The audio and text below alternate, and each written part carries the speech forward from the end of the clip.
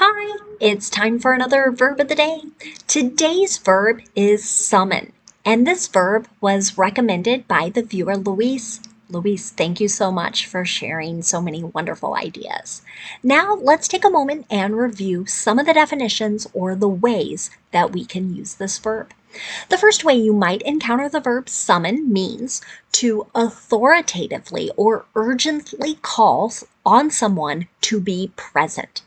With this first definition, you are likely to encounter this in connection to legal matters. You might hear of a particular court or judge summoning an individual, telling someone or some parties they need to be present on a certain day at a particular time for a hearing or some type of proceeding.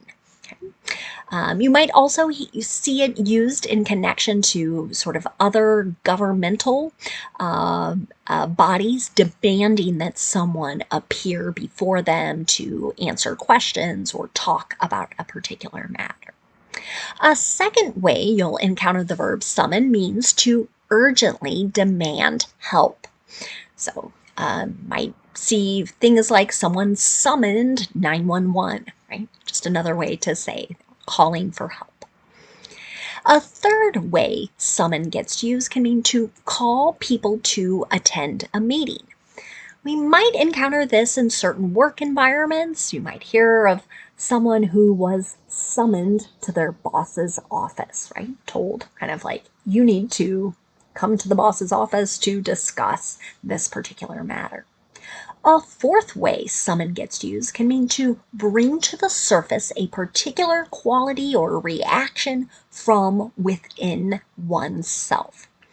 A common way this fourth definition is used is to that idea of kind of drawing out some courage or bringing up some courage within oneself to either say something or do something.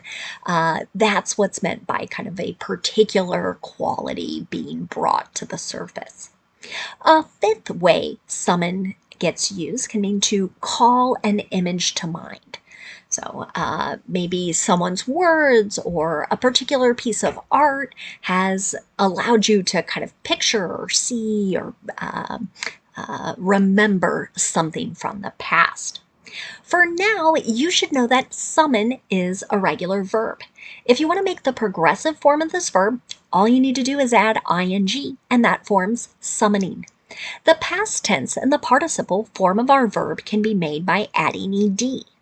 Our base verb, summon, ends in a voiced N sound. This means the ed ending is just going to make a d or d sound. It's not going to make an id sound with that extra syllable. So the past tense and the participle form of the verb should sound like this: summoned, summoned. Okay. Now let's move on and talk about a couple phrasal verbs. These phrasal verbs are very similar to some of the definitions we've already discussed, but I hear from people that they enjoy having some more example sentences to better understand our verbs. So the first one we'll discuss is to summon before. This can mean that someone is demanding, instructing, or requesting that someone else appear in front of another individual or in front of another body. An example of this in a sentence might be, the judge summoned the prosecution and defense before her to discuss how to handle the newly discovered evidence. So here, the judge is demanding, right? You need to be here, and we need to figure out how we are going to proceed with this matter. The next phrasal verb we'll discuss is summon up. There are two ways to use this phrasal verb, and they connect back to that fourth and fifth definition of the verb we discussed a few moments ago. So the first way to use summon up can mean to elicit, evoke, uncover, or draw forth something. Here's an example. You must summon up the courage to ask questions. Right? So here, maybe this is a teacher telling a student, right? I need you to kind of draw that sort of bravery from within and not be worried about what other people are going to think, and just ask your questions when something is unclear. Something that this sentence could be said at a place of work, right? Where they're encouraging a new employee to ask questions, even though it might seem a bit intimidating. That second way to use summon up is to remember, recall, or bring to mind. An example of this in a sentence might be, this essay summons up images of picturesque beaches. And so here, someone is remembering or recalling maybe places they have visited. Now let's move on and continue to use our verb of the day, summon.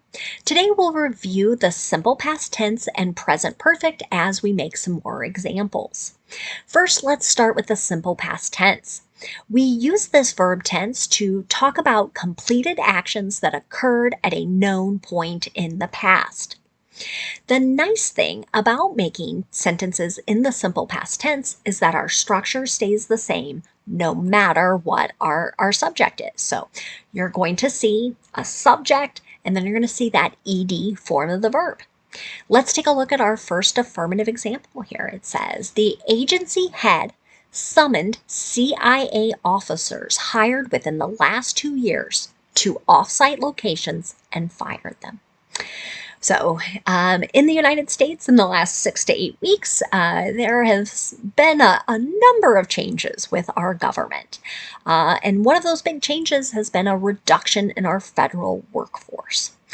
And unfortunately, this sentence does come from a recent news article describing employees being told you need to appear at this place at this time, and then the unfortunate result of them losing their job.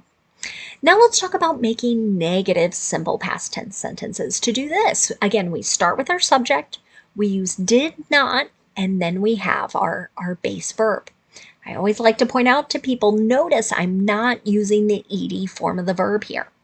Here's an example of a negative simple past tense sentence. The teens didn't summon help when their friend injured himself because they feared being arrested. Again, this sentence comes from a recent news article. There were teens who were drinking. They were under the legal age to do that here in the United States. A friend hurt himself very severely. But they were so worried about what was going to happen to them, they didn't call for help. And ultimately, they are in even more trouble now. Now, let's take a look at making a yes or no question in the simple past tense. To do this, I'm going to start with did, then I'll have my subject, and then the base verb. Again, notice I'm not using that ed form of our verb when I'm making a yes or no question. The only time I do that is in the affirmative or the positive type of sentences, declarative sentences. An example of a yes or no question here. Did she eventually summon up a smile? That goes back to that fourth definition, right? We're talking about sort of drawing out a particular quality or reaction. So kind of eventually, right, did we get that smile. Now let's move on and talk about the present perfect. We can use this verb tense to talk about an action that started in the past and continues into the present, or we can use it to describe an action that occurred at an unknown point in the past.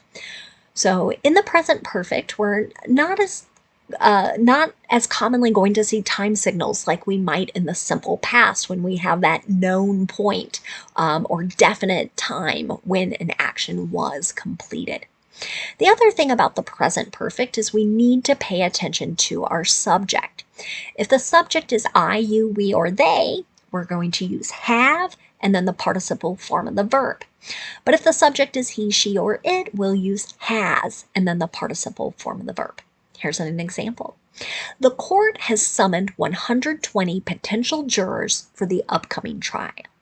So maybe this is something kind of high profile, it's well known about, And so the court has started this longer process of requiring people to appear to see if they are qualified to participate on a jury. And this is another place where you're going to encounter this word summon in the United States, right? If you're told it's your turn to participate in jury duty, you have to do it. You must show up. This is not kind of an optional thing or someone just chooses and decides to go. Now let's take a look at a negative present perfect sentence. To do this, again, we'll start with our subject. We'll use either have or has, followed by not, and then the participle form of the verb. Here's another example. The team hasn't summoned a strong counterattack in response to their early season failures. So this might, again, kind of go back to that idea of maybe they should be drawing out some more competitiveness, more fight, maybe a better attitude, right? All of those things could be affecting their performance. But here, those particular reactions or qualities have not been drawn out at this point.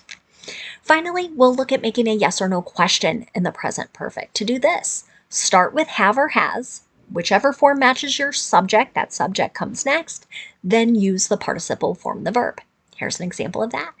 Have you summoned the courage to tell them the truth yet? Right? So here maybe someone is a little afraid to share some bad news, share something that is true. So they've just sort of avoided it. And here we're asking, like, have you finally been able to bring forth that truth and the bravery that might come with sharing something that isn't good news? Now, let's take a moment and review some words that are related to our verb. The first word we're going to look at is the noun form of our verb. The noun summons has an S on the end of it, but what you'll notice in the definition here is it's still referring kind of to a singular thing here, an order to appear before a judge. So an example of this in a sentence might be, officers determined the man was operating a vehicle while intoxicated and he was issued multiple summons. So here, he's got multiple orders to appear. So maybe he has violated many or multiple laws, or allegedly. We should always say that until someone has been convicted of a crime. One more word for us to discuss today. It's the noun summoner. That ER suffix generally tells us this is a person who, and then we can kind of relate back to our verb. So a person who someone summons, who summons someone to appear in court or go to a particular place. Now, this is not a very common noun in 2025. It was far more common in medieval times, and so you're going to notice a very old example here. By the end of the 14th century, summoners were considered to be little more than spies and blackmailers. So maybe they started with this job duty of telling people they must appear on a particular day or at a particular time before a judge or in a court of law. But after a period of time, this job maybe sort of morphed or changed, and these individuals were not held in very high regard. Again, I want to say a special thanks to Luis for suggesting our verb summon, and I want to thank all of you for watching. Have a great day.